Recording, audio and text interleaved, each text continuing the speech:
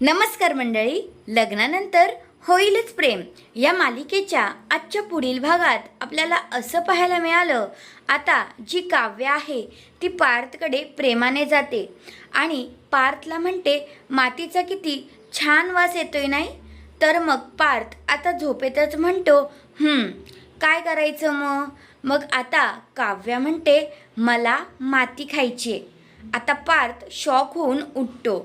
दुसऱ्या बाजूला जीवा आणि नंदिनी या दोघांचा खूप दिवसांनंतर रोमॅन्टिक डान्स चालू असतो आणि मग आता पार्थ काव्यासाठी माती आणायला गेलेला सुद्धा असतो, पण त्याची पावलं आता पूर्णपणे चिखलाने भरलेली असतात आणि तो घरी एंट्री करतो तो पूर्ण चिखल असतं.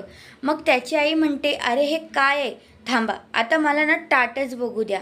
तर मग काव्या आणि पार्थ अडवण्याचा प्रयत्न करत असतात. तेवढ्यातच मानिनी ती पाहते आणि नंतर मग काव्याला विचारते कुणी आणली ही माती.